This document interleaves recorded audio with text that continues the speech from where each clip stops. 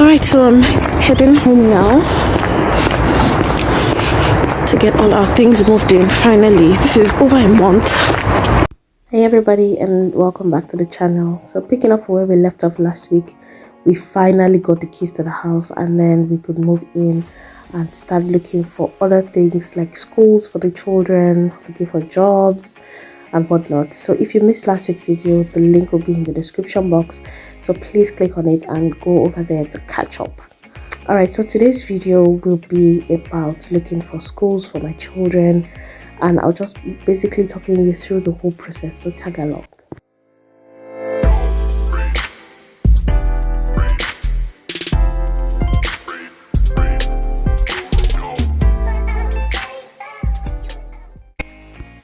Okay, so for those who are new to the channel, we have two boys, Asha, who is 6, and we have Daniel, who is 2 going on 3. He's going to be 3 in April, but more on Daniel later. Let's go to Asha, who is 6 years old.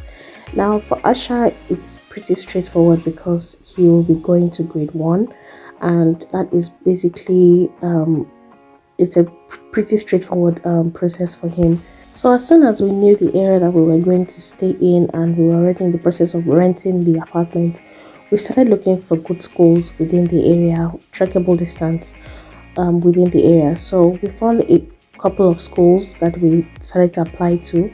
You have to apply through the council, and you get a call back saying that there's space or there's no space, or you get an email saying that there's space or there's no space in that school. So there's another thing that is very important to check out in the school that you're going after. That's number 1, the catchment area, which should not be too far from where you live. Some people also choose areas that are not too far from where they work so that they can commute to and from the school area and pick up their children. But one very important thing that I feel everybody should know about is the Ofsted. This can be found online. A simple Google search will show you the Ofsted of every school that is in the UK.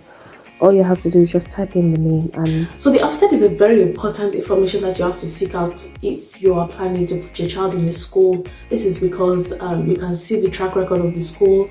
You can see if they have always maintained the standard, if the school is on a decline. You can see if the school is improving or if it needs improvement. You know, there's just a lot of information on the paper, and it is easily accessible to everybody. That's one thing I really love about this country. It can't be hacked, or it can't be forged, because you can see the Ofsted of previous years as well, and you can see the progression or the decline as the case may be. So also for the uniforms, some of the schools have, or let me say most of the schools have their branded uniforms, where they have the school inscribed either on the breasts or on the pockets of the uniforms, and you can just buy it from the school. But in my opinion, I feel like it is a lot more expensive, even though they still give you the option of going to get it in some supermarkets like Asda, Matalan, I think Tesco as well. But any big supermarkets that carry uniforms, you will find the combination for your children's school uniforms there. As soon as we got our son registered in school, we had a meeting set up, just tell us about what the school is about, and get us to sign some consent forms. And in some of those forms, you had consent to have your children's picture taken, whether you give consent or not. These are different here. They ask you if you give your consent for your children's pictures to be posted on their social media websites like their Facebook, other social media websites. They also want consent if your child, if you would like your child to have access to tablets or laptops or desktops in schools for some of the activities that they do, because some parents restrict their children from using some gadgets or some electronic devices. They ask for all those. They ask for consent, to have your children taken to road trips or excursions or things like that. So it's really important that you give your consent where it's needed and withhold content wherever you feel. Alright, so after at the meeting with the principal, I had to meet with the cafeteria as well, because for this particular school that my son is going to, they have free meals. They have, so from I think grade So I think from nursery to about grade 4, the meals are free, but then from grade 4 upwards, they pay a little amount just to eat the school dinners. School dinners is basically the school lunch. Alright, so I had a meeting with the head of the canteen to talk about some of the allergies that my child may have. So whatever it is that you've picked up as your child's allergies, but it could be to nuts, it could be to some dairy products. We talk to them about it, and if you have any remedies, or if you have a GP information that you can give to them, you supply those information to them so that they have your child's GP just in case there is a reaction to something that is given to him in school. Alright, so after the meeting with the canteen head, we were given a tour of his classroom, and also where his bags will be hung, where his chair will be, and things like that. They also tell you that you're going to have scheduled meetings with your child's teacher to discuss your child's progress, or anything that concerns you, or anything that concerns the teacher. The mode of teaching is slightly different from the one we had in South Africa, because I feel like they incorporate a lot of play into their teaching, so the child doesn't really feel like they are being taught, quote and unquote. I feel like they incorporate a lot of play into it, so that the child is engaged more. There's a lot of fun activities with the learning process, so I really like the experience here so far. All right, so it's Asha's first day at school. Asha, say hello. Hello.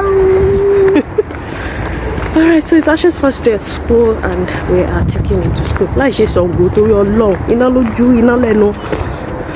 Sherry, is she not real? All right.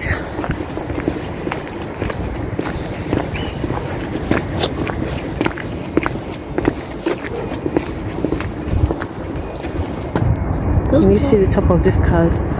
Frozen. But no snow.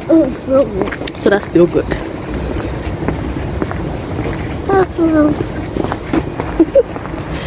Alright. Let's go to school. Now, I don't know if you can tell or not, I was kind of nervous for my son's first day in school, because coming from South Africa, I knew that he probably would be the only black boy in his class. Kind of got me thinking, but I just had to focus on his first day. The transitioning for him going into the school was actually quite smooth. It got emotional towards the end. I was just trying to put myself together so that I don't fall apart. But it was actually quite emotional, having to just say goodbye like that. But it turned out well. He seemed to have a great day. His first day seemed to go well. It was okay. Just dropped my boy off. Quite emotional, but he'll be fine. So after I dropped him off at school, school closes around 3:15, so that gives you quite some time to do other things.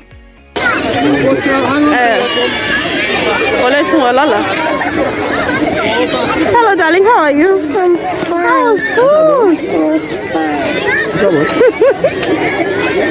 How was your first day? Did you enjoy it? Now let's talk about Daniel, who is 2 going on 3.